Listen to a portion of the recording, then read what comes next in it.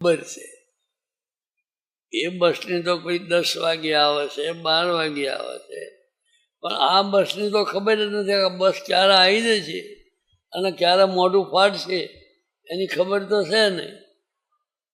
આપણે પરવારશું ક્યારે? પેટનું કરો, લીધું દીધું હોય શેઠનું કરો, પણ સાથે સાથે ઠેઠનું જ કરો.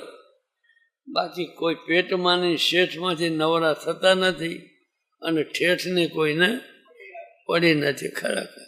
એટલે જેમ બને એમ એ કરો. જ્યાં રમતા હોય ને ત્યારે ખૂબ ટાપ ટીપ કરે. પહેલા ચારાની ખેલમાં 3 વગાડે રાતના. પછી પૂછે કે કેટલા વાગ્યા? તો કે 3 વાગ્યા. તો કે મારું હારું રાત છે થોડી અને વે છે, હવે શું કરવું પડે? ઉલારીઓ. એમ આપણે રાત છે થોડીને મનસુબા છે ઝાઝા, આયુ થોડીને મનસુબા ઝાઝા, એટલે ઉલારીઓ કરો. પછી બોલ્યા જેવો ન કરે. આ સમય આવ્યો, તમે જોજો. પંક્તિ જમવા બેઠી હોય ત્યારે પહેલું શું આવે? મીઠાઈ આવે, બીજું ત્રીજું બધું ફરસાણ આવે, પણ ભાત ક્યારે આવે? હવે ભાત આવ્યા, એ ભાતની નિશાની શું છે? હે,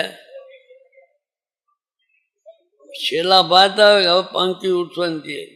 પણ અત્યારે લોકો ધોળાના કાળા કરે, એને તો ભાત આવતા જ નથી. હવે આ ભાત, હવે એને ભાત આવવાના જ નથી. કાળા કરી જ કરે, પણ ડાચું કાળું નહીં થાય. ડાચું તો દેખાડશે કે આના વરા આટલા.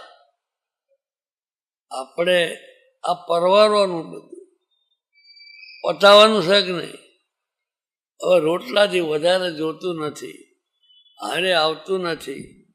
હે, નંદ રાજાનું દ્રષ્ટાંત દીધું કે નંદ રાજાએ આખી પૃથ્વીનું નાણું ભેગું કર્યું, કોઈની પાસે કંઈ રવા ન દીધું. એને એક મનસૂબો હતો કે મારે કોઈની પાસે પૈસો રહેવા દેવો નહીં. પછી એને ઊંટિયા વેચવા મૂકે. ઊંટ હોય ને, 1 પૈસાનો 1 ઊંટ. પણ કોણ લે ઊંટ? પૈસાનો ઊંટ પૈસો હોય તો લે ને. એમાં એક મુસલમાનનો છોકરો કે મારે ઊંટિયો લેવો હોય. એની માન કે મને પૈસો આવે, પૈસો છે જ નહીં. પછી બહુ કીધું તારો બાપ મર્યો ને તાર ઘોડીમાં પૈસો મૂક્યો હતો, એટલે ઘોડીમાંથી ખોદીને પૈસો લાવીને ઊંટ લીધો. નંદ રાજા કે હા, હજુ ઘોડીમાં બધી ઘોડી ખોદાઈ નાખ્યો. હવે પૈસો મૂકવો ક્યાં? આવ્યો તો ખરો પણ ક્યાં મૂકો એ ચિંતા. પછી કોઈ મહાત્મા પાસે ઓલું હાટકું લાયા ને, વારાનું હાટકું લાવી કે જાઓ આ જશે એટલે દરિયામાં જગ્યા થશે. હવે મરી ગયો બધું દરિયો રચના કરતી બધું તળિયે ને તળિયે બેહી રહ્યું, બહાર આવી જાય મંદિર. આ મંદિર બધું મહિનમાં પડ્યું. ત્યાં કીધું ને જ્યાં સ્વામી આ જગતમાં આવું સમજ્યા.